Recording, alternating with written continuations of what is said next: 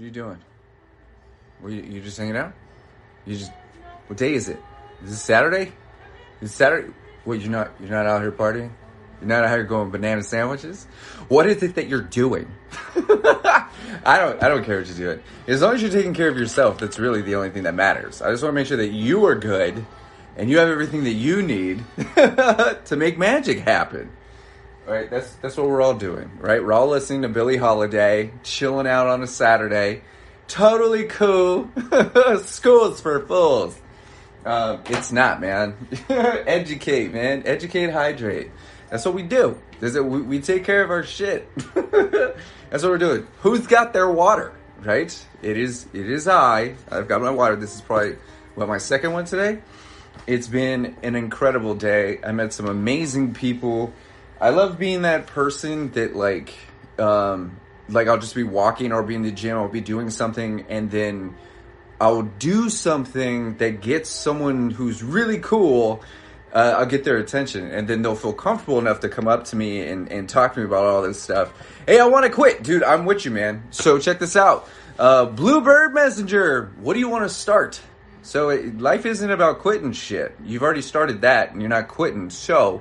If you want to quit, then what do you want to start? If we don't know what we want to start, then what's the fucking point of quitting? Think about it. If your whole life is doing something that you don't want to do, then what do you want to do? What do you want to do? If you have zero direction, then here's the thing. Quitting something doesn't make something else happen. Like, nothing happens when you stop. It's like, if I stop pouring water, the only difference is the floor is getting less wet. It's still wet. I'm just not pouring it out anymore. So, if I was excited to mop my floor, I'd be excited to stop drinking water. Oh, hey! That one chick from TikTok. What's up, man? So good to see you. I was just talking about you. I just spent like 40 minutes on the phone with Brienne. She's like, I was just talking to Victoria, and she's so amazing, and I love her. And I'm like, oh yeah, what up, Candy Boat? What's going on? I missed something. What do you think about promises of not to drink?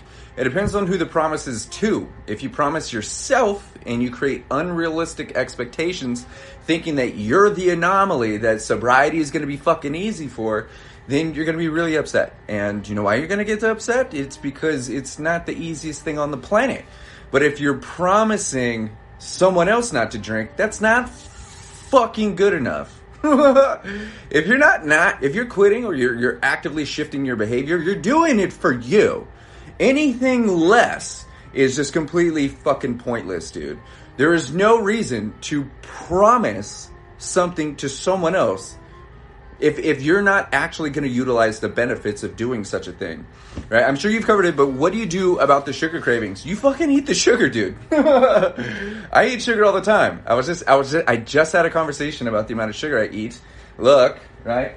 I just ate these fruit snacks, right? But at least I'm not eating a whole box of Nerds. 21 days for me. God damn.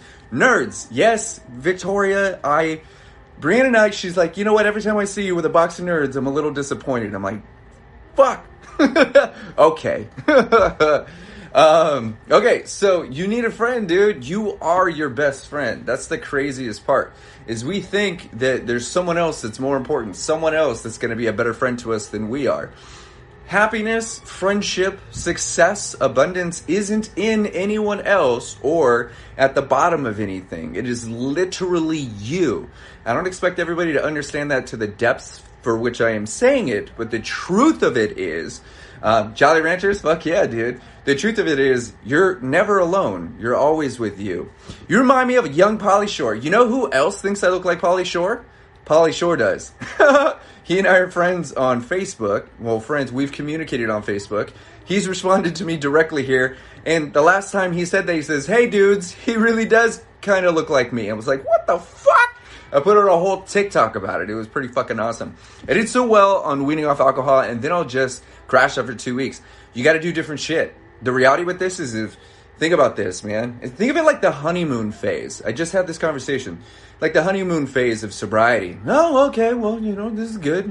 Well, this is great. Okay, I'm just, there's nothing else to do, so I guess I'm good, and I'll just fucking drink. That's called the pink cloud, and just because we feel good doesn't mean we are good. Just because we feel better doesn't mean we are better. We want to make sure that what we're doing within our sobriety, whether it's 4 days or 4 weeks, is bringing on new shit, bringing on new elements of dopamine. Go to the fucking store. Buy something you never bought before. Go watch a movie. Take a pottery class, dude. Streak down the street. Like, do shit that isn't what you normally do. Otherwise, the only solution to the dopamine, to the excitement, to the fun, to the pleasure is going to be doing the thing that brought you misery to start with. It's easier to punish ourselves than it is to bring on a whole new fucking world for us to enjoy. What up, dude? Hope all is well. What's up, dude? How you doing? Oh, shit, it's you. What's up, man? The real KMJ, dude. What is it? You good? So stoked to see you, man. What is going down? Dude, I appreciate everybody that's deciding to show up, man. You guys could be anywhere in the world. You're deciding to hang out with my stupid Pauly Shore face. You know, people told me I look like Pauly Shore since I was a little girl.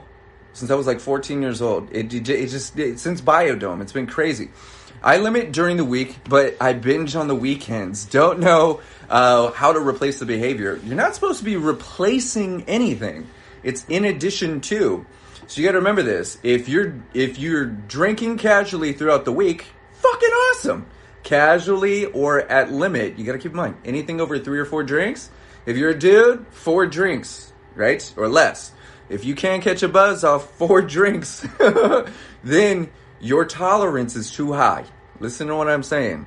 Limiting during the week. Casual during the week. Okay? Whether it's a football game, whatever the fuck. After work, you're cool, got it. If we can't catch a buzz with 4 drinks or under, that means we're causing more physical damage. We are weakening our body because our tolerance is high. If our tolerance is high, it means we need to get hit in the face harder just to feel it. That's what's happening to your liver.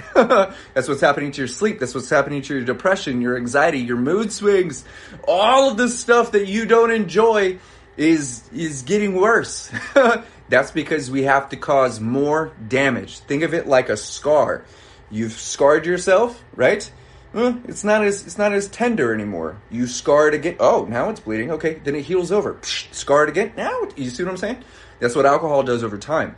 So if we have a high tolerance, then we're just causing more physical damage just to catch a buzz. So we want to practice consuming less alcohol, and I teach everybody that with the single shot method. I'm always going to tell you guys this. If we haven't connected, there's a link in my bio. It says Before Sober. Before Sober will take you to the Beyond Sober program. It'll take you to single shot method. Everything you guys need is right there.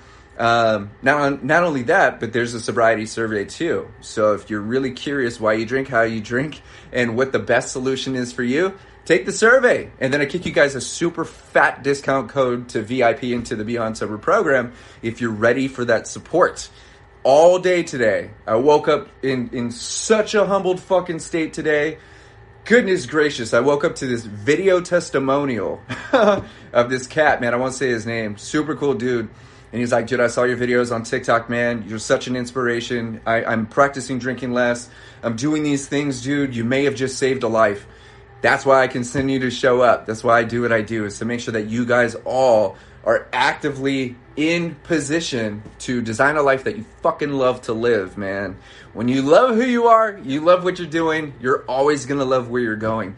Because any direction in the opposite direction of where you don't want to be is the right direction. This is why it's so important for you to accept that it's okay what the fuck you don't like.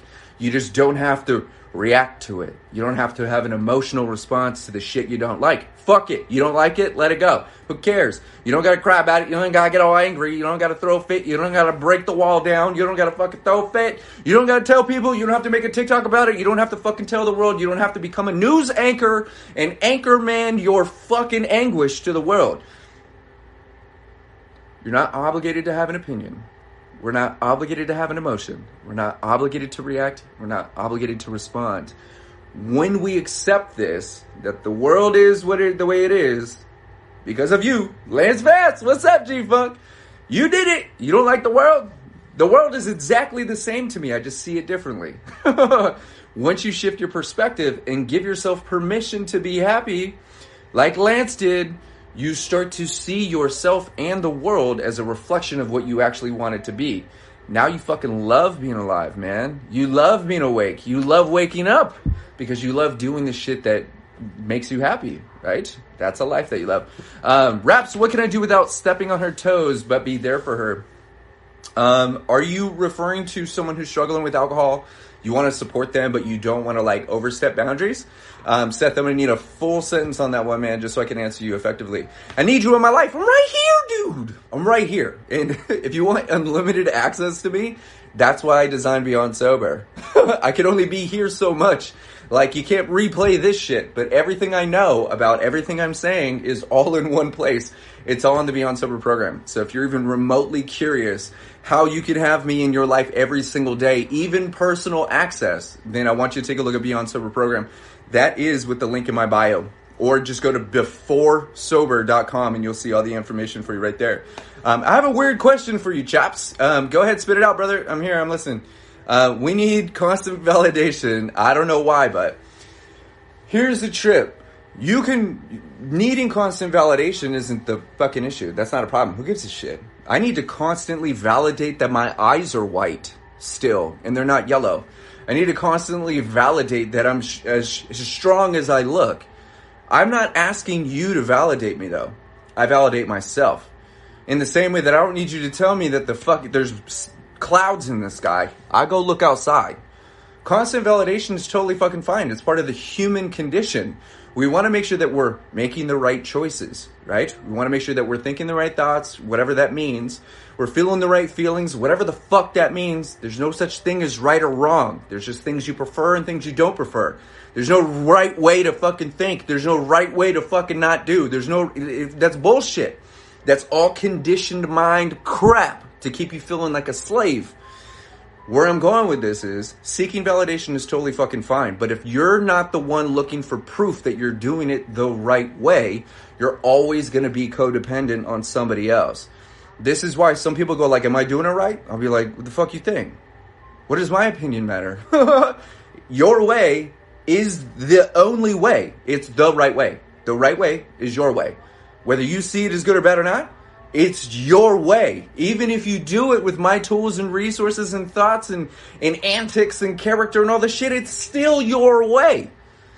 Now, if what I'm providing is going to help you do your way better, then fuck yeah. That's all the validation that you really need. 18 months no drinking. Fuck yeah. I love the way you said that. Because you weren't like 18 months sober. Fuck it. It doesn't mean anything if you're not actively doing something else with your life. What's the point of being sober if you're just going to go back to being miserable? Fuck that shit. That's why so many people go like, I can't imagine my life without alcohol.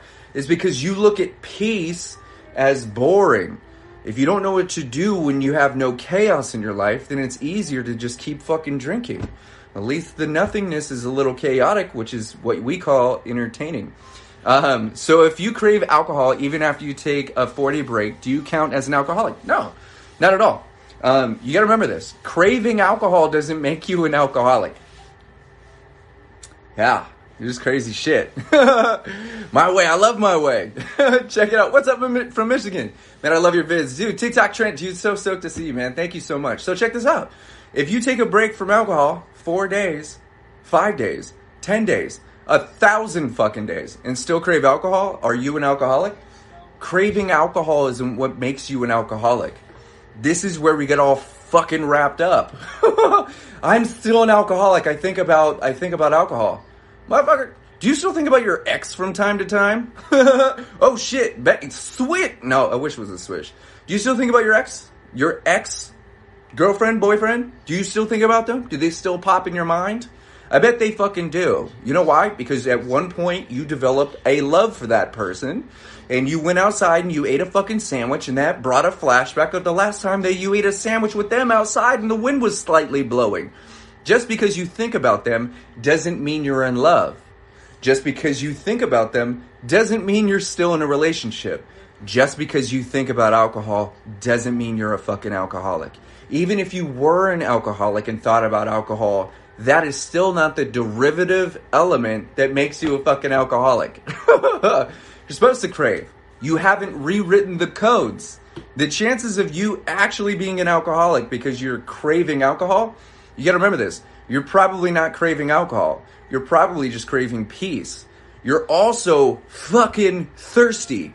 So when you think about alcohol, you're really thinking about how goddamn dehydrated you are, because I doubt you're the most hydrated person you know.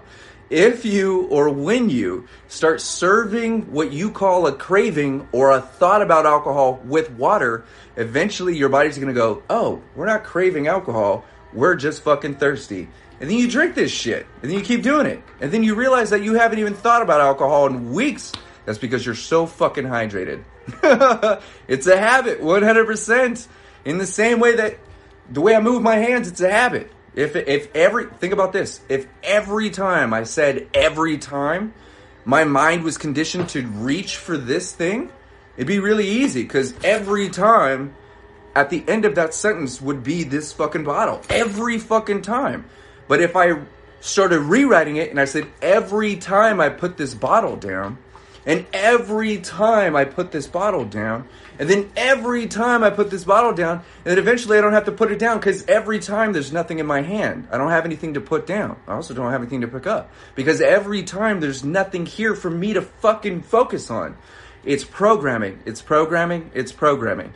Just because you had a problem at one point and you still think about it from time to time doesn't mean you still have a problem.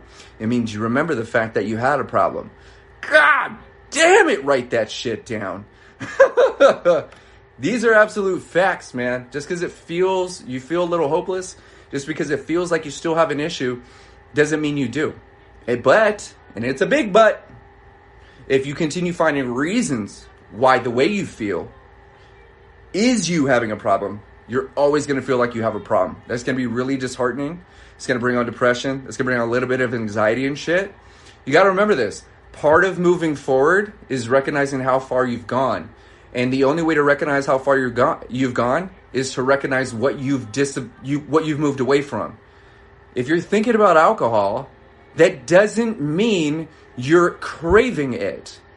For you to recognize how far you've gone, you have to think about the thing that you moved away from. You're gonna think about the fucking alcohol. Doesn't matter how far you've gone. I haven't consumed alcohol in 5 years, and when I'm on TikTok, it's the only fucking shit I talk about. Does it mean I'm an alcoholic? Absolutely not. Does it mean I have a problem with liquor? Hell fucking no. Does it mean that I have to live in fear of talking about alcohol? Not at all. I don't have a problem. You might not have a problem either. You just have convinced yourself that you're an alcoholic when really you just got a bad fucking habit of consuming alcohol when you think about it. You gotta really fucking understand these things. Past the damn liquor store. Here's another thing. 111. Go into the liquor store and buy fucking water. Rewrite that code too. Dude, you gotta remember this. You're not gonna like this. It's just a liquid. It's just a liquid. Without you buying it, without you picking it up, it is fucking powerless. You don't have to fear a fucking liquid unless you're drowning in it. 125? 125 likes on that shit? We're at 4,200 likes. Thank you so much, by the way. So rewrite. Can't wait. Rewrite. This is the whole time when I'm working with anybody in BISO, ex-alcoholic, we are rewriting. So I tell everybody before we start the videos, before we get moving, I say, hey, dude, get your water, get your shit together. We're going to drink water while we talk about this stuff. So every time I say something dope, I'm like, oh, we'll drink to that, right? Water. Boom. Water. Boom. Hell yeah. Was that okay? That makes sense, right? Water. Boom. The whole time. So as you're working with me, we are actively writing new codes and rewriting old ones. So this is why the first week of Beyond Sober, most people get the results there. And then we have our graduates and alumni and all that stuff.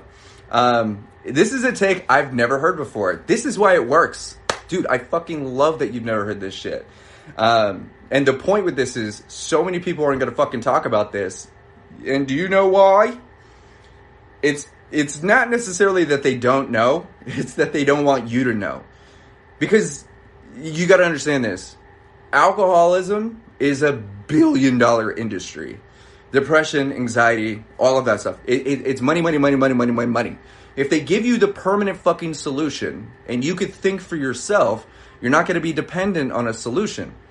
You're not going to be dependent. So think about this. If your depression feels like it goes away because you drink, that liquor store sounds pretty good, right? What's an extra $10 on a bottle that's going to help you forget about your bullshit for a little while, right? if they gave you the fucking answers, you wouldn't go get that bottle. They're going to lose money, right? That whole organization, that whole program's going to shut down because you don't fucking need them anymore. They need you to need them.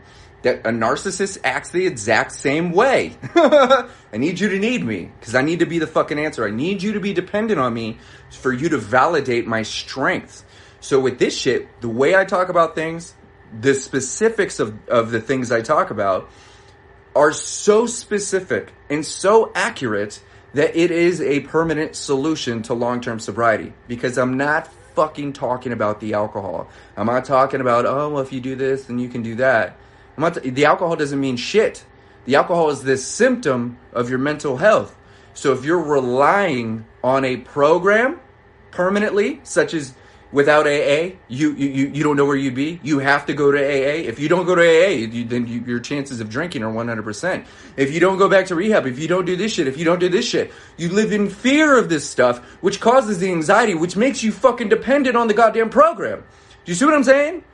If they gave you all the real fucking tools, the neurological programming, and the absolute fucking truth with all this shit, you wouldn't fucking need them. The buildings would burn themselves down. I don't ever want to fucking see you again. As a matter of fact, I hope we don't meet until you're happy. The point with coaching, the point with programs, is to make them perpetually less necessary. The point is to grow so far that you can't even see the program anymore because you don't fucking need it. I don't ever want to fucking see you unless it's at graduation or it's at introduction. After that, when you're good, dude, maybe we'll meet. Maybe we'll throw a big old BSO party and we'll all hang out. All the graduates, all the alumni, we'll do that shit.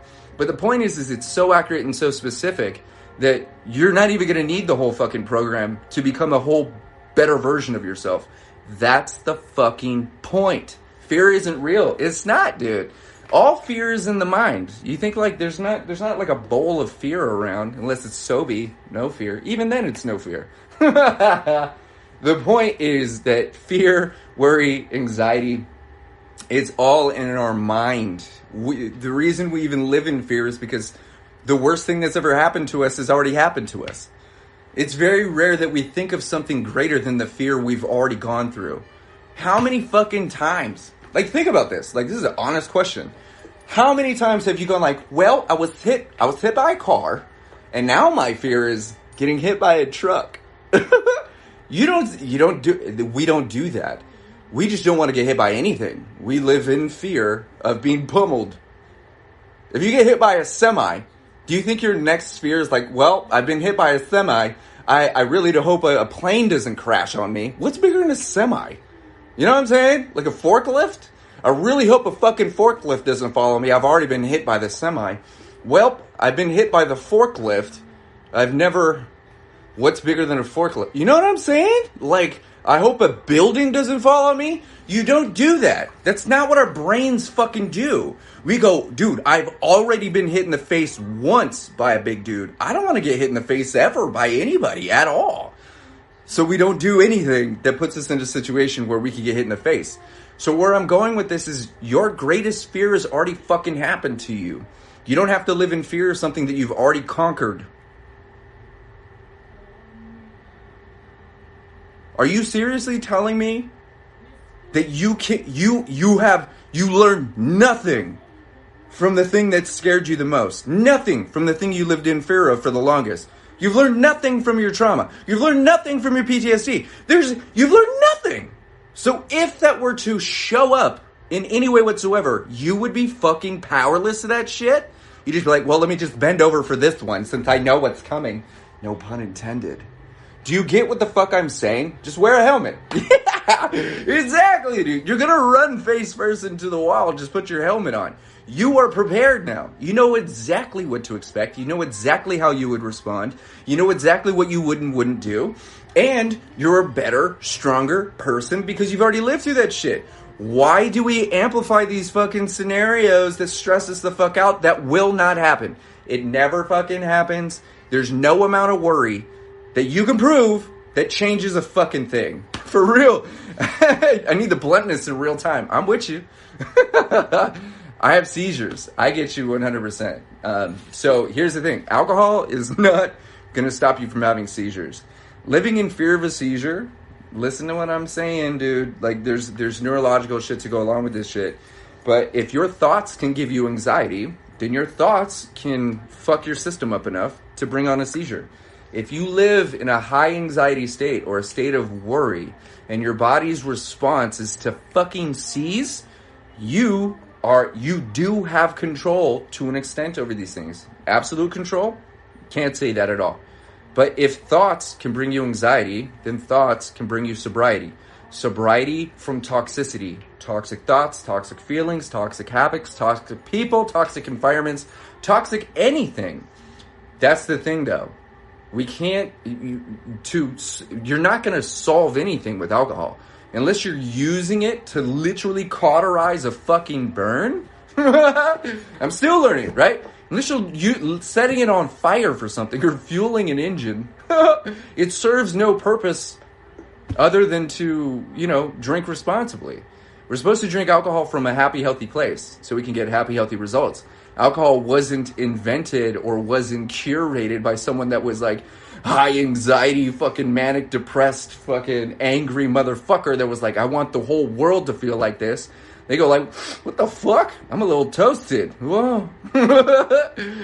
We'll share this, right? And then there's so many different people, so many unique circumstances on the planet. We get different results. You know what I'm saying. I will strive to celebrate me after my own personal win. Dude, we're constantly winning. It's just easier for us to focus on the things that we don't consider a win. You're constantly winning. You're constantly moving forward. You're constantly in this shift. You're in this realm of progression. And so, once again, like this kind of circles back to, you're going to think about the thing that you've practiced not thinking about. Does this make sense? In order for you to, think, it happened today. Like, I was walking to the gym, and I made it to the gym, and, it's a 3.5 mile round trip.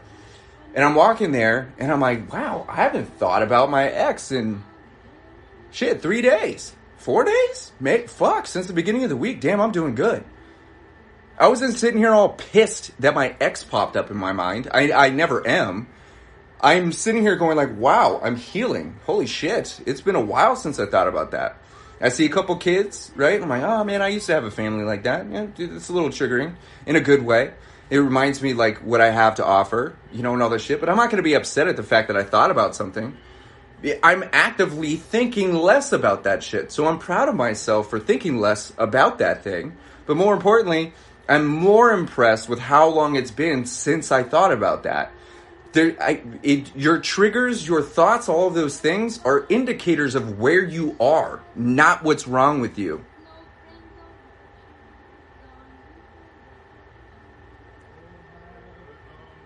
This makes sense, yes?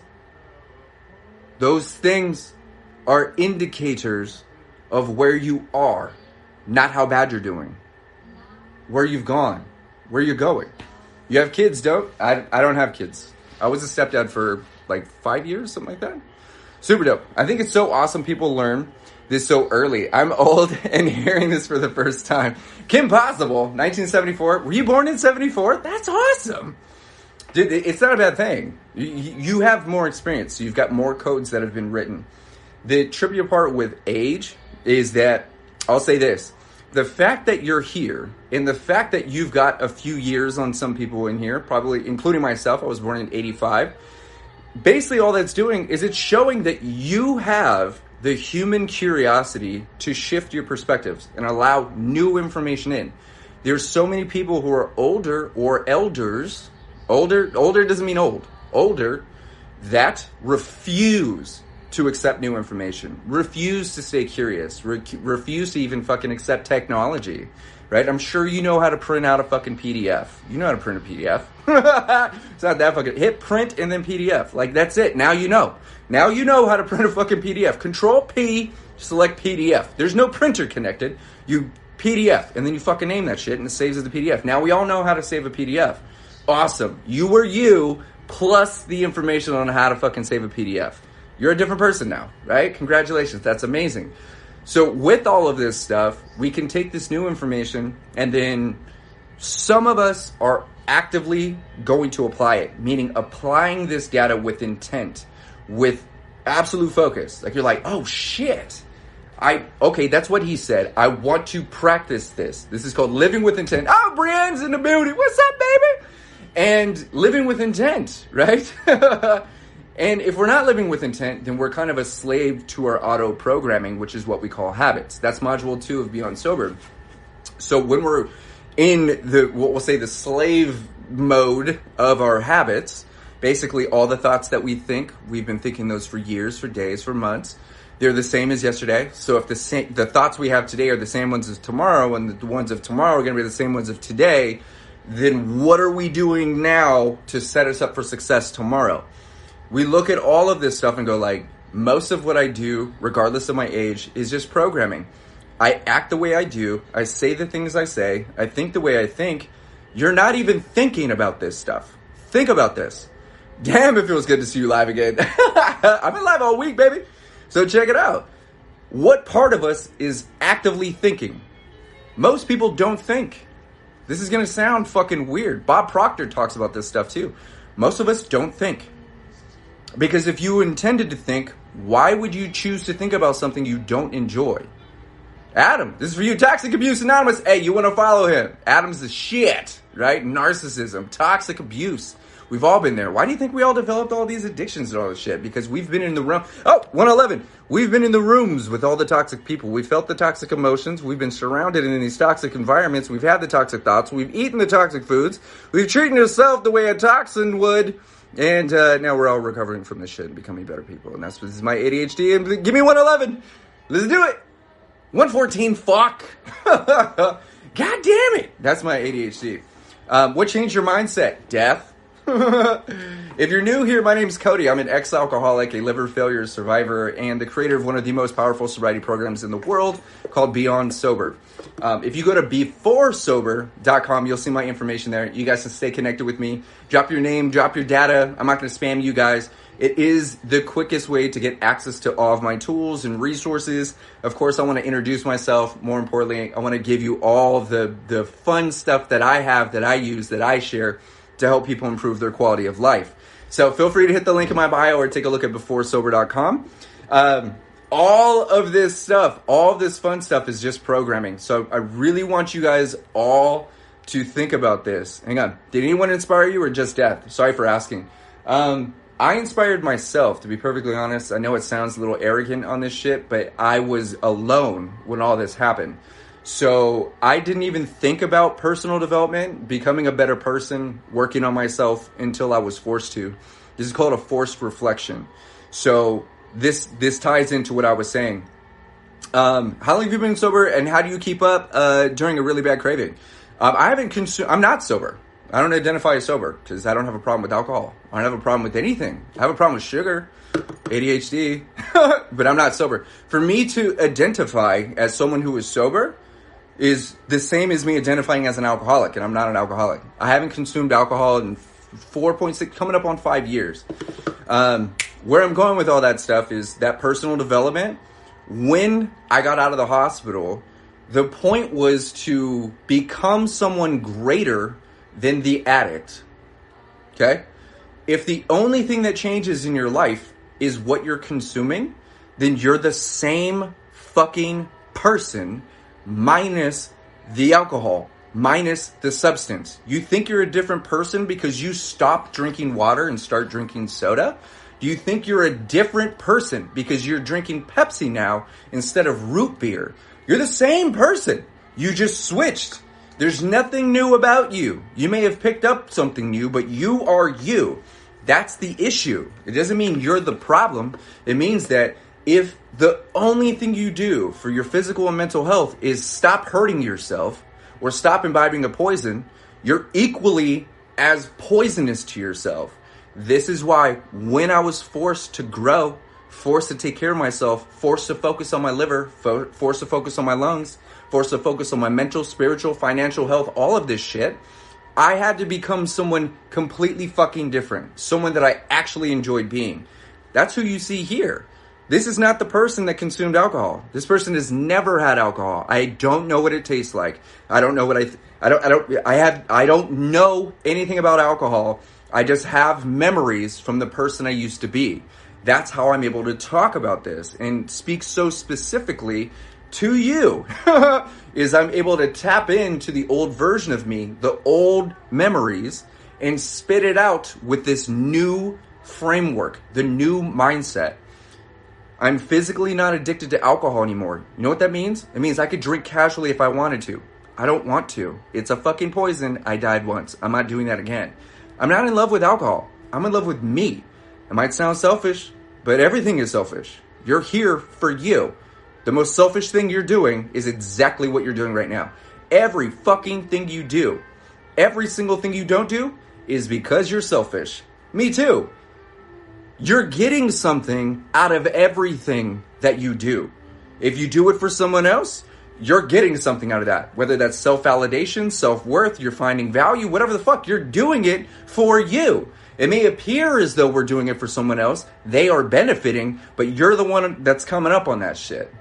Everything is selfish. It's okay to be fucking selfish. It's okay to love you more than every other motherfucker on the planet, because no one's gonna love you better than you. Facts. Nobody knows how to love you better than you. The way you love someone else is the way you want to be loved, is the way you love yourself. So the better you treat yourself, the more you transform into the person you want to meet, the more you attract the right people that suit you at your best. All of the people that are in my life right now, I wasn't deserving of them when I was drinking. These people, the people I call friends, the people I call family, hell no. They would never give me a lick of their fucking time. And I'm so glad we didn't meet when I was at my lowest. Because they've met me at my best. They've met me at my highest. And they choose to be here. They choose to support me. They choose to stick around. You choose to be here. 111. You gotta keep in mind, you would not hang out with me as the old fucking person. There's nothing wrong with personal growth. There's nothing wrong with being selfish. I encourage everybody to do that. I take care of me for you, and you can take care of you for me, so I don't have to fucking worry about you. We don't have to worry about you. 111, give it to me. I'm like, 128? What the fuck are you talking about? How did it jump up by like 30? I did like okay. One day I'm going to get 111 at 111 people in here. It's going to be amazing. So going back real quick to thinking is most of us don't think. And if we do think, we feel like a slave to our thoughts. So with that concept, if you are actually thinking, why the fuck do you think you would think the thoughts that you think if you don't like them? If you don't practice thinking, then thinking happens to you. So how often are you thinking? I deserve Brienne. How often are you actually fucking thinking? With intent, doing things with actuality, with intent. Most of us don't, because it's a little bit more difficult to have a reason behind each one of our actions. It's not just like I'm drinking water because I have to. I'm drinking water because I want to. Not because I'm dehydrated. No, I want to treat my body well. I'm thinking and absorbing this information intentionally for a specific reason. I'm satisfying my curiosity. I want to know more. I want to hear more. I want to feel smarter. So I'm going to actively practice patience and sit pretty instead of torturing myself while waiting. I'm not waiting for the end of the conversation. I'm not trying to get to the end of the fucking movie. I am right here watching The Adam Project, wholeheartedly, 100% of my intention, because I want to fucking cry. I want to connect with Ryan Reynolds. I want to connect with that kid. I want to be a part of the story. I want to fucking let go. I want to absorb. I'm doing all of this for a fucking reason. For 1,000 reasons. And it has my full-on fucking attention. That's living with intent. I posted, let me just put a movie on, dude. I'll see what happens. Just because you can put a movie on doesn't mean you're watching it. You're probably on TikTok while you're watching that shit anyway. So this is where it comes back to. Once I started focusing on myself, I started living with intent. I started finding purpose, creating purpose. It wasn't until I gave myself permission to be happy with nothing that I realized that my entire purpose in life is to find a way to love to live it. And the only way that I could love to live life is to love myself and thoroughly enjoy being the person that is experiencing what we call life. I love being me. You gotta love being you. And if you don't love being you, that's fine. That's beautiful. You have to know what you don't like so you start focusing on who you want to become. But if you're just going, I just don't want to drink poison anymore. Cool. That's dumb. No one gives a fuck. Not even you. Stop then. See what happens. Are you a better person? No. You're the same person minus the fucking poison. Now we have to do something. Not replace it, but add new shit. Lance gets to go hang out with his kids at like baseball games and shit, man. He's not drinking. He's excited to be able to take his kids to the park because he's not drunk at 6 o'clock. He's not drunk after school. My favorite ex-alcoholic. What's up, man? Dude, he's not faded. So he could now... Oh, 11. Oh, you saw it. I missed that. So he can now hang out with his kids. I remember we were talking. I got a chance to meet Lance. Lance is amazing. His wife, too, super incredible. His whole family is just amazing. And he's like, dude, one of my favorite things about not drinking is being able to hang out with my kids whenever they want to hang the fuck out. I'm like, dude, how cool is that, man? Knowing that you are physically and emotionally available for the people that you care about, right? You have legit changed my life, dude. You put in the work, G. You did that. I'm doing my best to accept compliments for what they are. This is a part of my practice. So you're gonna. This is me letting it sink in. Thank you, man. I sincerely appreciate you. This is why I continue to take care of me. This goes back to being selfish. I'm selfish as fuck. It doesn't mean I'm rewarding myself with extreme pleasure and I got all this fucking crazy shit around me and I'm going banana sandwiches. It means that I eat the right foods, I drink enough water, I take care of my body, I take care of my mind, take care of my spirit, take care of my finances. I do my best to excel in all aspects of life. Hell yeah, computer, toxic abuse, thank you, man.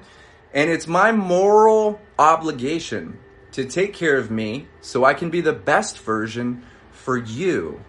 If I didn't do any of that shit, I would just be another fucking dude pretending to be motivational, pretending to be inspirational, while actively saying all that to lie to myself. There's a lot of people that act motivational and say motivational things, and the whole reason they do that is because they are struggling. And it makes sense. It's a beautiful thing. But the reality is we need to lead as leaders, not as dreamers, not as an idea, from a place of actuality. This is once again why it's so important to me. It's so beautiful when you guys decide to hang out. You're someone that has real good content on TikTok. Dude, thank you so much, Leora. I sincerely appreciate you. I don't drink every day, but I had a bad relationship with alcohol. Does that mean I'm an alcoholic? No, not at all, man. Look, if you don't have a physical addiction to alcohol, you're not an alcoholic. That's really it. If you don't have a physical or emotional dependency on alcohol, you're not an alcoholic. An alcoholic's life is basically derivative of how much alcohol is in their life or about to be. So if you're going a few days or it's just this, that, and the other, or you had a bad relationship with it for a couple months or a couple years and you're not drinking like you used to, dude, you're nowhere near an alcoholic because you could function without it. Your life can move on. Another way of saying it is if all liquor stores shut down, you'd be okay. You'd figure it out. There's a lot of people who wouldn't be able to figure it out. They would be in extreme circumstances like myself, and they would need medical support, physical support, financial support. It would be fucking hard. 6 months sober this week. Dude, badass Bree. I'm so fucking proud of you. Are you happy, though? Are you happy? Are you focusing on shit? You gotta keep in mind. It's cool to be sober, but it's cooler to be happy. Dead serious. All right. It's cool to be sober, but it's way fucking cooler to be happy as shit, dude. It's not being sober, it's what we do with our sobriety. Sobriety is simply the repercussion of doing things we love. Dead serious. Happiness guarantees sobriety. Sobriety doesn't guarantee happiness. That's why there's a lot of miserable people that don't know what to fucking do with themselves because they're bored as shit. They're the same boring person they were before they started drinking. Why do you think they'd be less boring without it? Why do you think so many people drink alcohol? It's because they're boring and they've never practiced entertaining themselves. There's a lot of toxic masculinity out there that goes like, look, dude, if you get into building birdhouses when you're, got nothing to do, I don't know if, we could be friends. How about I fucking beat your ass first for building that birdhouse. You like painting? What are you, a bitch? You know what I'm saying? Toxic, masculine shit for men. And then there's a lot of fucking shallow people out there that want to make other people feel like shit for not indulging in a goddamn poison. So, I say all of this to go, fuck what they think, do what makes you happy, your happiness, not complacency, your happiness, your excitement, becoming who you want to be, doing what you want to do, and going where you want to go. That's the only fucking thing that guarantees sobriety. 90% of people that struggle with alcohol, their mental health is deteriorating. I don't mean like you're turning into a mummy. It's getting worse. Depression, anxiety, all those things, right? Bipolar, all of those things. It's getting worse, and it's getting worse because of the alcohol. Yet the alcohol is the thing that helps you ignore those symptoms. You're depressed, right? So you drink? Got it. You're still depressed. You just don't care that you're depressed. You're getting worse, but you don't care that you're getting worse because you have alcohol. That's the fucked up narcissistic relationship that alcohol is it's this beautiful illusion that everything is fine as long as you're under the influence of a false reality. But once you come back to reality, that's the reality that you actually live within. That's the truth. We're afraid of the truth. We don't want to accept the truth for what it is. The truth is that the world without alcohol is our fucking fault. It's our fault. We did that, and we're doing that. If we're not fixing it, we're choosing it. If we're not choosing to live a happy, healthy life, then we are actively choosing to live a life of misery disguised with pleasure, disguised as fun, disguised as success. That's what alcohol does when you're unhappy. Same with pain. You think it doesn't hurt? Oh, it hurts. You just can't feel it. It's a numbing agent. Are you upset? No, you're not because you're drinking. No, you're still upset. Trust me, those chemicals are still releasing. You still fucking hate that guy. You still fucking hate your job. You still fucking hate the TV. You hate the war. You hate the pandemic. You hate this. You hate that. That's because you hate shit. With or without alcohol. Just when you're drinking, you just don't care about how much you hate it. It's not that you don't hate shit anymore. You just don't care about how much you hate it. God damn, I don't have to give all of my attention to how upsetting everything really is to me. That's what alcohol does. It helps us fucking remove our emotional, we'll say, comprehension of what it means to us, man. Dude, you're rad. Thank you. So we do these things, and this comes back to all relationships too. You gotta think about this. I've done this. If you get into a relationship with someone who's drinking, and you've built your relationship based on the amount of alcohol you guys have consumed, such as you met at a party, you met at a bar, you met at an event, and the things that you guys socialize with is alcohol, you don't have a relationship. You don't even know each other, yet you've been living together for a year.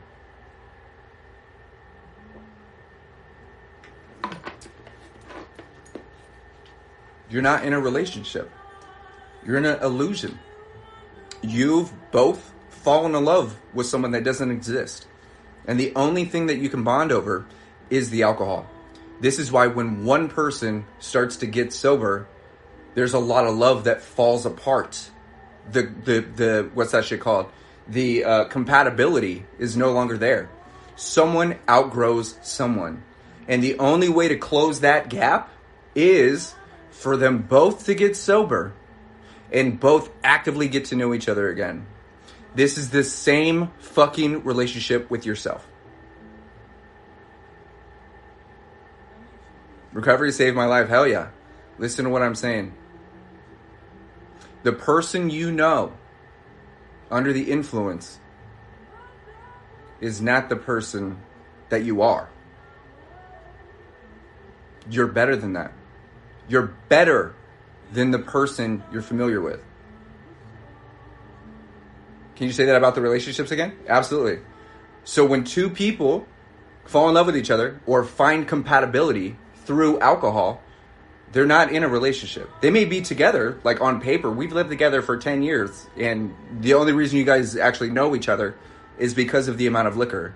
I put a video out recently where it said, my husband and I each consume 9 drinks a day. 3 glasses of wine, 2 drinks, 6, or together it was 9 drinks each. I was like, that's 500 fucking drinks a month. So their relationship is based on their alcohol consumption.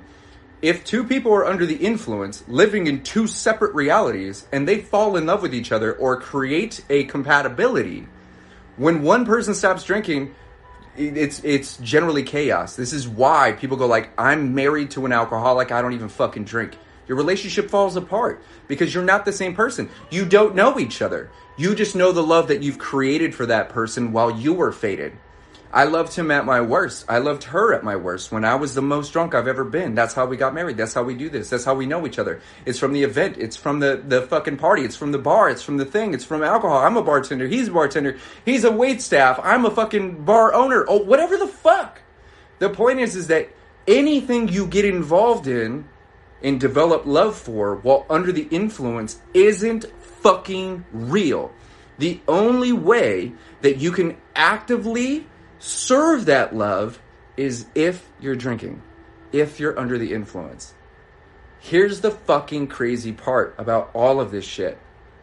The 2 people fall in love with each other under the influence. One gets sober, they don't know each other.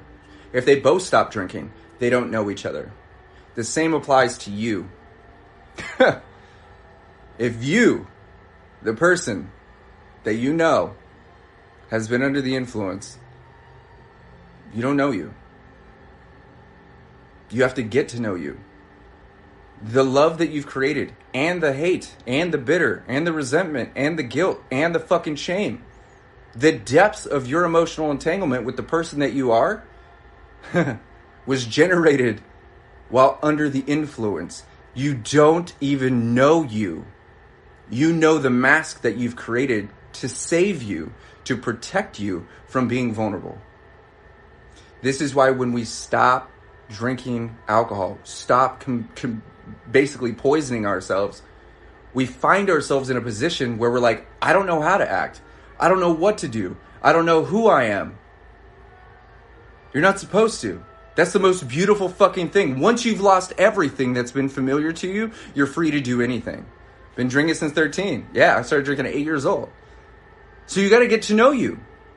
You've got to look in the mirror without the toxicity and go like, who the fuck are you? You're pretty. I like you. You're kind of nice. Oh, did you shave today? Oh, you got a pimple coming in? What the fuck's that? Bro, I don't know who you are, but hey, you good? Do I feed you? What do you need? Is there a regimen? Did you come with instructions? We're going to be living together, right? Right? We sleep in the same bed. Are you kissing my girl? Are you making out with my man? Motherfucker. Okay, I don't know how I feel about this. Are you a roommate? Are you me? Am I you? Are you me? What the fuck? What's your name? Self-love. You look at this shit and you don't even fucking recognize you because you don't even know you. You just know the illusion of you that you've created.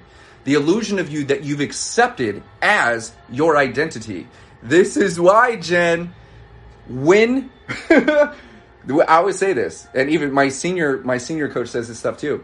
She's like, look, when you remove the addiction and you no longer identify as an alcoholic, so many people go into panic mode because they've identified their entire personality is alcoholic. Their entire personality is the addiction. Their entire personality is derivative of their trauma, right? When I say I'm a liver failure survivor, I'm only saying that to add context to I know my shit. I don't act as a liver failure survivor. Nobody fucking knows. I don't act as an alcoholic because I'm not one. Nobody fucking knows. I don't act sober because nobody gets the indication that I have a problem with alcohol because I don't. So when I'm in the gym and I'm doing all this shit, and Wendy, I met her today, she's like, oh my God, you're so motivational. You're upside down. I see you all the time. The other day I said something to you and you didn't hear me. I could just tell you were so focused and you're just, are you self-taught and all this shit? If I didn't tell her specifically that I was an alcoholic for most of my life and that I fucking died, she would never fucking think twice. It would never, ever, ever fucking ever cross her mind. Because alcoholic And sober isn't my goddamn personality. Liver failure survivor isn't my fucking personality. It is some shit that I survived, that I went through 2 years. Fuck yeah. It's some shit that happened to me. That was the catalyst to me becoming the superhuman that I feel like every fucking day. She's seeing the end result of me doing backflips on these fucking bars and doing all this crazy shit. And she's going like, how do you do this? I'm like, well, had I not died, I wouldn't have been gifted peace. Now I know the place I operate from. When I'm upside down, when I'm doing these things, I'm meditating. I'm in a different world. I sent a fucking song to Victoria, that one chick on TikTok. I sent her, I'm sitting here like so deep in this shit. This song is called Mindfuck, and it's just sounds bouncing all over the place, and I'm sitting here in the gym just getting this shit. I'm in a totally different universe.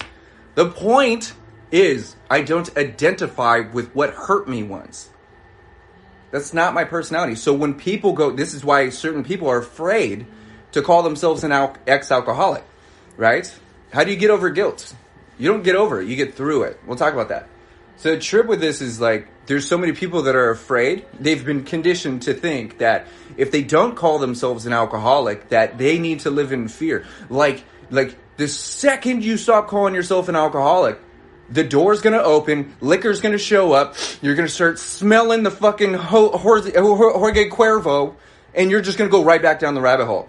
You don't have to fucking call yourself a goddamn thing. I'm an alien. Like, I'm not from this goddamn planet. It doesn't feel like it. This isn't my body. I'm just borrowing it until, again. You know what I'm saying? You don't have to take on the fucking personality. You don't have to act as such. There's a whole fucking slew of shit associated with that term. If you are an alcoholic, it's okay to admit that you are. No one's asking you to do that, though. My point with all of this being is, you are not your fucking trauma. You are not the bullshit. You are not what fucking happened to you. You are not what you've been dealing with. You're not what you're struggling through. That is not who you are. It's not a fucking limb. It's not a tattoo. It's not stuck to you. It's just something that creeps up. You know why it creeps up? Because you're a goddamn human. Because you survived. That's why it's there. All of those memories are meant to keep you fucking safe. Listen to what I'm saying. The entire point of memory isn't to remember the good shit. It's not. The only reason we remember the good shit is because we had so much adrenaline going at that time, or there was so much emotional, we'll say passion happening at that time, that we choose to write it into our brain. The reason we remember all this shit is because it keeps us fucking safe. It is meant to show up to remind us what to avoid, what to be cautious of. It's primal shit. Be thankful you went through all that shit. The reason you feel fucking guilt right now is because this version of you would never let that happen. You would never do that as this person. You would do that? You would let that happen? You would let that happen to them? You would do that again? As this person? You would do that again? Oh, if you would do it again, then you wouldn't be guilty, would you? You wouldn't feel any fucking guilt. You wouldn't feel any shame for something that you did. The only reason you feel shame is because you know better now. Because you know better, you would do better. Because you can't do better because you're never going to be in that situation again. You'll never do better. You'll never prove yourself strong. You don't have to. You already fucking did it. You already grew through it. The fact that you feel guilt and shame is the trophy. That was the fucking point. If you weren't upset with yourself, there would be a goddamn problem. You don't have to be continuously upset with your goddamn past. You've already gotten what you're supposed to get out of it. There's nothing more to get. So then I still drink. I don't drink. I have stage 4 cirrhosis. Alcohol fucking murdered me. I would never consume that piece of shit. You see, Erica? All of that. It is so goddamn important that we stop punishing ourselves, man. We're not supposed to avoid. What do I miss? I don't miss anything. I don't miss a single thing. I miss Brienne. I haven't seen her in fucking months. I miss connection. I miss the soft embrace of another human being. I do. Like, I'm touch-starved like fucking crazy. Right? I had a temptation. Hang on. Please stop saying God damn it. Hell no. I had temptations to drink the weekend away. but I didn't. Very proud of myself. 5 days today. Dude, fuck yeah. That's amazing. That is absolutely phenomenal. There's a lot of times where sometimes it just seems easier. You got to keep in mind, everything is negative if you want it to be. So if you're looking at this and you're processing a situation, you're like, fuck it. I just want to say fuck it, because fuck it. The world's burning. The dude's about to hit the nukes. It's Pandorama. All that shit. Fuck it. Might as well just put fuck it in your system. Avoiding, ignoring, or completely bypassing the emotions isn't what being human is. It's an extension of how humans act on occasion, but it's not healthy. It's not healthy processing. You're supposed to know that stuff. You're supposed to recognize it. We're not even supposed to touch alcohol unless we identify as a happy person. So my question to everybody here is, are you happy? On a scale of 1 to 10, we'll do this real quick. On a scale of 1 to 10, how happy are you? 10 being the best day. Today's the best day of your life. I'm at a 10, 11, 12. Okay, higher than that. I'm at a hundo, right? So on a scale of 1 to 10, how would you rate your happiness? Would you rate it a 10? The best fucking day you've had, man. It's just like, every day just keeps getting better. 1 being the worst day. Worst day you've ever had. 8, all right, I'm going to go through these. I love this. Thank you for your engagement. I really appreciate it. 2, got it, bro. Makes sense. 10, fuck yeah. 8, 8.5. I like that. 4, okay, that's a good one. -1. All right, dude, you're hurting bad, G. I am Rochella. I love that name. 9, that's amazing. 8, 4, okay. 8, 9, 4 because I haven't reached my full potential due to alcoholism and I am 25. I got something to tell you in just 1 second about that shit. 4, 10, 4, maybe 2. I got you. Okay, so a majority of the people who are in here, of all you, 10, we're above 5. Okay, so I want you to think about this. This right here, this is like 5. Okay, so this is normal. This would be like, it's a good day. Like, it's not a bad day. It's not a bad day, but it's not a great day. So this is 5 here on the screen. Okay, so if we're at a 10, fuck yeah, dude, best day ever. This is where I'm at. I'm swimming like right around here, right? 7, 8, 9. A low day for me is like a 7. A low moment for me might be like a 5. Might dip to a 5, but I'll go back up. 3 every fucking day. I got you.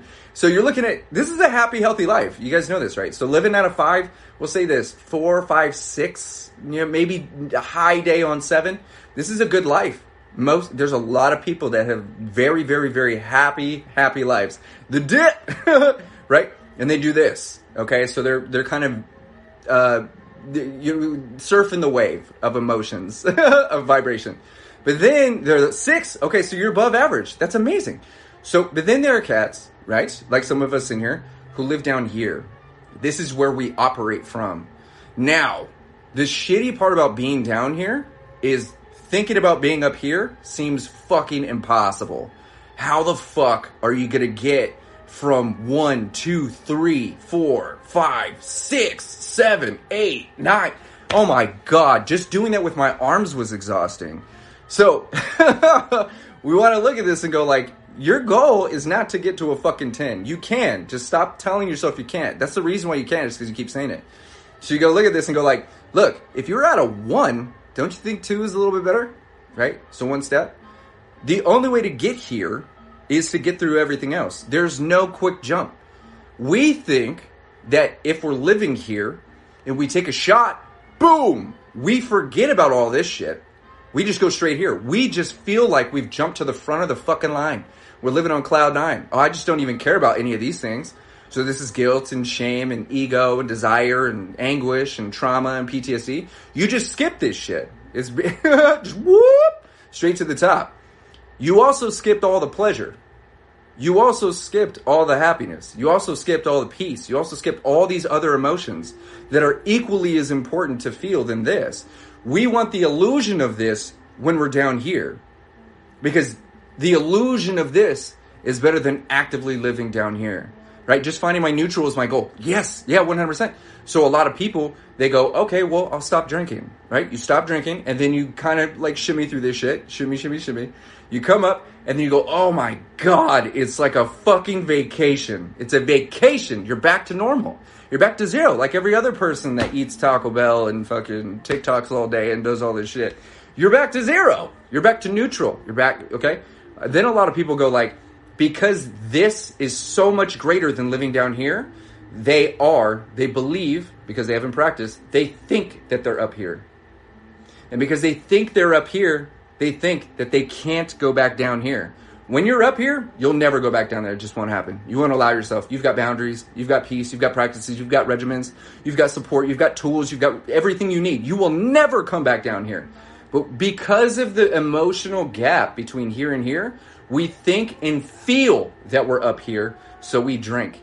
So we surround ourselves with the same shitty people doing the same shitty things. The only thing different is we're not drinking alcohol. Now, if you don't drink alcohol and you stay here, fucking cool, dude. You're not poisoning yourself. That's awesome. You can live a happy, healthy life like that. But are you fulfilled? Are you at peace? Do you have courage? Do you feel successful? Do you feel accepted? Do you feel desired? Do you feel love? Is there centrifugal amounts of joy in your life? Or are you just not angry? Just not being angry. Just not being guilty or feeling guilty. Not feeling shame. Not feeling hate. Not feeling ego. Not feeling desire. Always be on sober. That is a good life right here. But it's what you do right here that's going to determine whether you go up or you go right back down. Here's the crazy part. We're just going to use gravity as an example. Once gravity hits the weight of the world, it's easier to fucking dip and go right back fucking down there. This is why reaching neutral doesn't guarantee happiness, doesn't guarantee anything. You're equally as capable of doing this as you are this. So if you keep doing all the things you don't like, thinking the same thoughts, feeling the same feelings, and the only thing different is you not consuming a poison, as soon as you dip low enough, guess what's down there? A fucking bottle for you. It's been waiting for you this whole fucking time. This is why once you reach sobriety, the only thing that's going to guarantee that you stay here and above is happiness. This is why we triple down on what we love. This is why we practice self-love. This is why we love others. This is why we develop habits, new hobbies. We do new shit. We watch more movies. We do personal growth. Every book you read, every new person you talk to, every time you go to the fucking gym, every piece of chicken, every time you make something for yourself, every drink of water, every drink of juice, every new podcast, every new conversation. Oh, you see what I'm saying? You're just ranking up. And then you realize that this is such a huge gap from here to here. Dude, you're never coming back down because now you have the tools and the resources to get up here and fucking stay here. You will never, ever be up here and go, you know what sounds good? Poison. You'll never do that. That'd be insane. It would take, even on your worst day, listen to what I'm saying. Your worst day when you're happy is your best day when you're faded. Your worst day. That's the peak, dude. It's trippy the way it works, but it is what, oh shit, I just saw that. Thank you so much for the glasses. He always brings me down. Here's the trip, dude. No one can bring you down. Only you can. You can't fuck with me. You think you can fuck with my emotions? Dead serious. You think you have control over my emotions? We're sitting in a room, right? Whatever the fuck. Tan lines. You think that you have control over my emotions? You think I can bring you down? I can't bring you down. What are you talking about?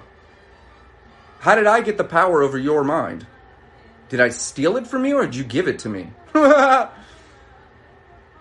You can't, no one can take your happiness from you, but you can give it away.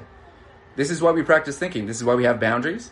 This is why we get clear. This is why we learn what we like and what we don't like. This is why we give so much attention to our personal growth. So when something is triggering us, we are strong enough to say, fuck you, bro. Right? I give it to you. So look, if you're giving me control over your mind, you know what that means? That means you trust me with your heart. You can trust me with your heart. People do it all the time. I love it. I value your heart. I value your energy. I know how strong you are. I know how powerful you are. I know how beautiful you are, how amazing you are. I don't give a fuck who you are. I know that we are one. I know how fragile you are, but I also know how fucking superhuman you can be and are. You just don't see it. So if you're sharing your heart with me, or you're giving me permission to control your mind, that means you've developed enough trust for yourself and with me to share that experience. You know that I'm not going to fucking break that. You know why? Because you know I got nothing but love for you. I care about your heart. I care about how you feel. So I treat your heart with respect, because I'm not going to drop that motherfucker. The same goes for my heart. I'm going to take my heart seriously, and I'm going to put it on the shelf, and I'm going to handle it with care. That's my body, my mind, and everything. All of it. The way I treat your heart is the exact same way I treat my own. Absolute facts. And this is what we want to do. This is why we want to give love, share love, be love. Operate from that place. There's nothing wrong with being weak or feeling weak. You got to understand this. You just said you're weak. You being weak isn't the same as you feeling weak. I guarantee you, I could put something on your plate right now, and you're probably the strongest person in the room. You just feel weak. You want to know why you feel weak? Because you've been too strong for too long. You've been too fucking strong for too long. Now you feel weak. The same 5-gallon thing. You put this in my hand for long enough, it's going to get heavy. We don't cry because we're weak. We don't give up because we're weak. We do these things because we've been strong for too long. The fact that you feel that way is absolute proof that you're the strongest person you fucking know. Absolute facts. I trust you at your lowest. Isn't that crazy to think about this? I do this in the gym too. When I'm working out, when I'm doing these things, when I'm upside down, I'm pushing my body. Where some people would put the weight down, that's when I do one more. When some people would be like, oh, I'm just done. That's when I'm at my weakest. When I'm at my weakest, I do one more or two more. That I zone out or do whatever I can. Arnold Schwarzenegger used to say this. He said, I don't stop counting or start counting until it hurts. So nice teeth, thank you. And it's the same kind of concept. Once you're at your lowest, that's when you activate a majority of your strength. That's when you realize how strong you are. Because you're still weak. You got to understand this. You feeling weak is a reflection of how strong you are. You're still holding on. You're holding on so hard that you feel fucking weak. That is testament to how fucking strong you are. If you don't find reasons why that's true, you're always going to use that feeling as a reason not to pick yourself up. Sounds crazy. I'm hella strong. Say it again. 100%. I believe you. I'm hella fucking strong. You're supposed to feel weak, dude. You're not supposed to feel superhuman all the time. You're just supposed to give credit where credit's due. If you feel weak, it's because you've been strong for so long. It's crazy. You got to think about this. If you've been doing weak shit the whole time, how do you think you get stronger? By hanging on, taking your time. Beezy Fierce in the building. What's up, girl? So stoked to see you. So stoked. That crazy coming from you makes sense. Dude, I love that. I'm so glad that that I'm able to say things in such a way that it actually makes sense. I'm going to go through this interact. We got a couple questions in here. I feel... Dude, this is a good one. I'm going to pop up. I feel sad unless I drink. I'm tired of this. What if I said you feel sad because you drink? Alcohol is a depressant. Alcohol amplifies our depression. So here's the trip. I want you to think about this. You're sad, dude. You're sad. That's fine. Are you sure you're not just tired? I have this issue where I'm literally debate almost every day. Am I fucking exhausted or am I depressed? Am I just tired or am I sad? Those physical conditions are very similar to where I ask myself all the fucking time, am I acting depressed or am I depressed? Dude, you just went to the gym, you just did this, you've been working with clients, you've been working with BISO. Dude, you're handling the most powerful sobriety program in the world, dude. You're supposed to be tired. That's what you do all day long is you're supporting other people. That's your entire life is to make sure that other people are okay. You're sacrificing yourself, dude. You're taking on the emotional weight of people you've never met before, but people you love. You're putting in so much time and so much force into helping people improve the quality of their life that you're actually sacrificing pieces of yourself. And in doing so, it's fucking exhausting. So even if you are sad or even if you are depressed, it makes sense. So I also want you to think about this, man. If you're sad, that's okay. I know it sucks donkey balls. But drinking alcohol isn't fixing it. It's helping you ignore how sad you are. It helps you forget about your sadness. It doesn't make the sadness go away. The sadness is getting worse. The depression is getting worse. The anxiety is getting worse. Alcohol helps you not give your attention to it. And another way of saying this, it helps you ignore it. If you can't see it, it must not exist. If you can't feel it, it must not hurt. If it's not in the room, it must not be around, right? That's the fucking illusion of alcohol. And if we stay sad and drink sad, we get sad. Sad drinks get sad results. Happy drinks get happy results. This is why if you don't focus on who you are and who you're becoming and what you're doing, if you're not doing anything to activate that dopamine, if you're not doing anything to give yourself more serotonin, if you're not writing any new memories with something that you enjoy doing, then you're always going to be dependent or feel dependent on the illusion. Alcohol is just an illusion. You're not happier. You're just laughing more.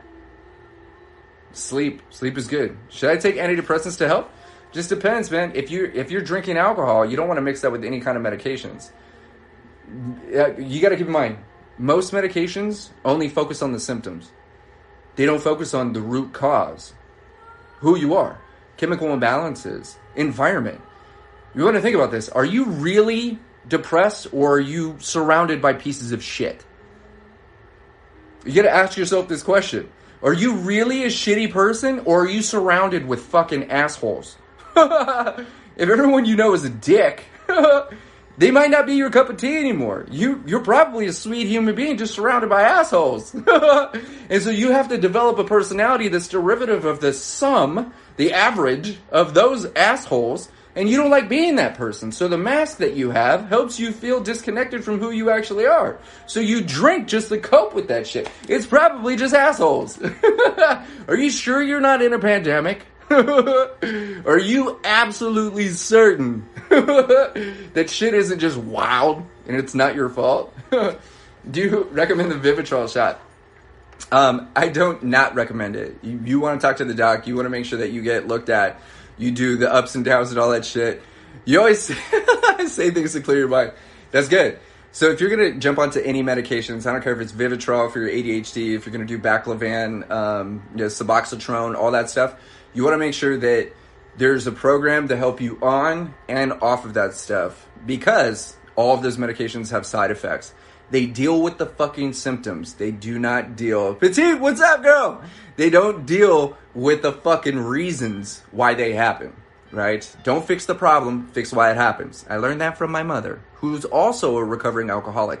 My sister is a recovering alcoholic who had liver failure too. Crazy shit. I come from a family of alcoholics. ADHD versus PTSD.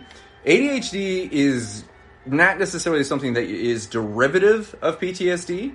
If you do have PTSD and ADHD, here's the crazy part. Post-traumatic stress, is it a disorder? Now, do they call it disorder now? Or it's still called disorder? Or, I don't know. I thought they switched it up. Or maybe they switched it up for ADHD. My point with this is ADHD is going to help you over-process your PTSD. So that trauma, this is why we always talk about this. I work with Jamie Ryder. Jamie Ryder is a very, very powerful mindset coach, therapist, who helps people through extreme trauma. I mean trauma that I would get banned for even talking about it. It is that violent, dark web type shit, just crazy stuff. And the point with this is, if you have ADHD and PTSD, ADHD is going to help you over-process the story that you continue to tell yourself. This is why when we replay this story, your mind doesn't know the difference from a thought and reality. You thinking about what happened, your brain fires as if it's actually happening. When you have, it's like a dream. There's no difference. Your brain can't tell a thought from what's right in front of you. It takes whatever you give it. So if you keep thinking about that story intentionally or from a habitual standpoint, programming yourself, then your brain is going to find new information to make your PTSD worse. It doesn't remember listen to what I'm saying. Your mind doesn't remember the initial circumstance. It doesn't remember the first event. It remembers and can only recall the last time you remembered it. So if the last time you remembered it, you found 3 new fucking things to be upset about, when you think about it again, it's going to be the last thing you thought about, plus the 3 new things and the 3 more things. This is this fucked up cycle of our goddamn supercomputer mind.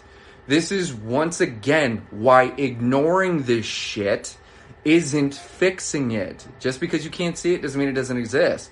That's exactly like a dream. 100%. It's crazy how this shit works. Now, there's flashbacks and there's feelings and emotions and all these fucking things that feel like they're happening to us. Now, you could be surrounded by a whole bunch of stuff that's happening to you and not be affected. This is called looking at things objectively, or not giving your emotions away to things that don't necessarily concern you. When you're watching a movie, you're watching with intent. When a play is unfolding, when you're looking at people on the street, you're just watching from a place of curiosity. You're not watching to have an emotional reaction. You're not watching to trigger something. You're watching because you're fucking human. You're people watching. You're watching this stuff. You're watching me move around. You're watching my neck flare. That's what your brain does. My point with this is, if you have PTSD, and we talk about this in Module 4 of the Beyond Sober program, it's called Back to the Future. If you have PTSD, if you got trauma, like myself, we've got both, ADHD, like myself, then it comes down to the way you look at that story.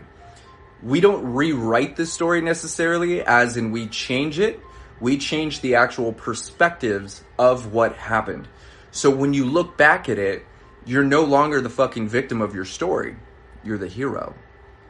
Remember, all of your PTSD, it's meant to keep you safe. Those triggers are meant to warn you. They're there. It's autopilot. It was written so deeply in your mind, you can't ignore it if you wanted to. And that's good. It doesn't mean it's fun. It doesn't mean that our opinions and our feelings about our trauma change it. That's not what changes the story. Oh, the only thing that changes the story is changing the perspective. Hey. I love you so much. You're inspiring. Found your calling. Oh, hell yeah. Thank you so much. I sincerely appreciate you. What satisfies you to stay sober? I can't wrap my brain around it. When you love yourself and you love being alive, you don't even think about things that could take away from the joy of life. Everyone dies, but not everybody lives. And those that can't imagine their life without being under the influence simply don't know how to live. And it's not your fault. It's not your fault. Who did you go to life school? Who taught you how to be human? You're doing it pretty good for never going to school how to be human. You gotta think about this. How can I have more fun than you? I can't prove it. I can't prove that I have more fun. I feel that I have more fun than a lot of people because I could look at a fucking bug today or any day and be like, you're the coolest person I know. Take me to your leader. And just have a motherfucking blast with a bug. I'll name it. We'll have conversations today on the way home. I help bees cross the fucking sidewalk. You might think that's dumb. You might think that that's like some frilly tutu shit. I'm having fucking fun, dude. I'm making new friends. I'm enjoying myself. The sun's out, dude. It smells good. I'm wearing my ninja costume. And I don't give a flying fuck. I don't need anything other than the fucking air to find reasons why life is worth living. Most of us aren't taught how to live. We're not taught how to have fun. We're actually taught how to not have fun. You know why we're taught how to not have fun? Because fun doesn't function in society. Whoa. No laughing and no talking at work. No laughing, no talking at school. No laughing and no talking at the grocery store. No, don't express yourself like that. People are looking. Don't do that. Don't sing out loud. Why are you tapping on the desk? Why are you wearing that? That's not okay. No, you're making other people uncomfortable. Fuck you. It's how I want to express myself. Your opinion about what feels right to me doesn't change a fucking thing. The only time that it changes is when you fucking give them permission to shift your behavior. Shift your behavior. Fuck you. Look at me. You're giving me the one thing you're never going to get back. Your time. Your energy. Even today, I'll stand on the side of the road wearing my ninja outfit, and people will laugh as they drive by. And nowadays, I'm just going, hey, I'm glad I was able to give you a laugh, bro. They wouldn't laugh in my face. They wouldn't do that shit. They'll laugh at me on TikTok. They'll laugh at me on social media. They'll laugh at me in a car as they speed by in their pickup truck. But they're not going to walk up to me and laugh in my fucking face. Fuck those guys. But I'm glad they got a smile out of my authenticity. That's cool. I'm not going to stop doing what I fucking do authentically because you have a problem with it. How about fuck your couch, bro? Thank you for you. You help a lot. Dude, that's so awesome. Dude, what is that? What is it? Medicated bro gaming. Oh, dude, that's dope. I'm glad I was able to decipher that shit. That was dope. I love your laugh. Thank you so much. I always thought it looked cool. Oh, my ninja gear? Yeah, dude, I love that stuff. No more masking. Fuck that, dude. You gotta think about this. Like, what is the actual fucking point of masking this? We're attempting to impress people we don't even like. People don't like you? Think about this. Please give, like, I don't smoke. Please give a second of your attention to this. Coping versus healing. Great question. We'll get there. If someone doesn't like you, do you really fucking think that's the type of person that you would like anyway? Fuck you, dude. I don't give a fuck. You don't have, I love that you hate me. I love that you don't like me. I love that I'm so perturbing to you. Perturbing. I've never said it like that. So perturbing to you. I love that shit. You're just actively walking out of my life. I don't even gotta fight for your approval. I don't give a fuck. People doing better than you are never gonna make you feel bad about yourself. Ever. People doing better than you are never gonna make you feel bad for being yourself. Ever. My liver is inflamed and it has scared me. Okay, Gab, so check it out. We're going to talk about, hang on real quick, what was that? Healing versus coping. Got it, 1 second. And liver. So if your liver is inflamed, it's putting in too much work. 100%. So if your side is large, it's going to start moving into your stomach. You're going to start, you possibly develop ascites. Ascites when your body starts to swell with fluids, hang on to fluids. If your liver hurts, if it's starting to get larger, I want you to think about this. It's working too hard. It's not supposed to swell. It's supposed to fluctuate, but it is not supposed to swell up. From that point, it means that we've already caused enough damage for it to be concerning. So I'm 100% encouraging you to talk to a doc and be like, I've been drinking a lot of alcohol. Your opinion, your feelings, your guilt, shame, bitterness, whatever the fuck, they don't care about it. I don't give a fuck about it. You don't care about it. It doesn't change anything. You've injured yourself. That's the absolute biological, scientific situation you're in. Organs don't just randomly swell. They just don't. Unless there's an issue. Mine did the same thing. People don't just randomly throw up blood unless they've got an issue. That's what happened to me. So if you're feeling pains and your first thought is, am I drinking too much? Could it be from the amount of alcohol I'm consuming? It is. Everything goes through your liver. Everything. It's the filter of your body. Everything goes through your liver. Your blood processes a shit load too. Did you know your urine comes from your blood? Yeah. And then is stored in your bladder. It's in your blood, dude. There's pee in your blood. It's true. Look it up. It filters through your blood and then goes into your liver and is your bladder, and then is stored there until execution. It's crazy shit. This is why when you look at this, you're like, damn, that's a lot of yellow. That's a problem. We're not drinking. There's not enough water in our veins. You're not hydrated. So I'm saying, everybody, if you have a physical fucking pain, I don't care if it's your kidneys, your lower back, if it's your chest, if it's your heart, your vein, if your ankles and wrists are swelling, if your stomach's getting larger, your liver's starting to fucking hurt, you're getting tired, you have anxiety, you're exhausted all the fucking time, man. You're waking up in cold sweats, you can't stop thinking about alcohol. All of these are medical fucking conditions that deserve your time. It's not like a fucking tooth, dude. It's not like, oh, I got an abscess in the mouth and I'll just cut it out. It's a primary organ in your body. Your liver is fucking massive, dude. Mine swelled to the size of a football. They don't know how the fuck it stayed in my body. It hurt a lot, dude. I begged for death when I was healing. It was so fucking bad. It was insane. I looked pregnant for like a month and a half. It was insane. So I'm telling you, if you got physical pains, it's time to get concerned. Don't freak yourself out because you're here and you're going to take the appropriate steps, and that's amazing. With that said, what's the difference between coping and healing? Coping is basically an overwhelm. So you're sitting here going, I don't have the emotional capacity to deal with this right now. Okay? It's putting it off to the side. And you going, if I give all of my attention to this right now, I'm going to have to start the healing process. I'm not ready to heal. I'm not ready to go through the grief. I'm not ready to fucking process this shit. I don't want to know why it happened. I don't want to know who did it. I'm not ready for this shit. So because we think coping is healing, we drink alcohol and go, if I ignore it long enough, it'll heal on its own. The only way to go through a healing process is to feel the fucking pain. Coping with it is feeling the pain and going, nope, don't want to feel it, not giving myself an opportunity. I'm going to drink, or I'm going to avoid, or I'm going to get involved, or I'm finding dopamine, or I'm creating pleasure. So many of us, as humans, right? No conditions necessary for this. When there's something we don't like, what do? We try and find something we do like.